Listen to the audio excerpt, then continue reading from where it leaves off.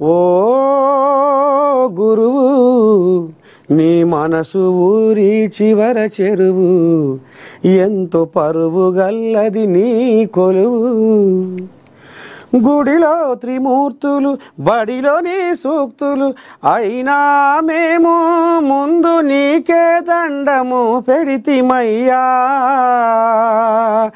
ఎందుకంటే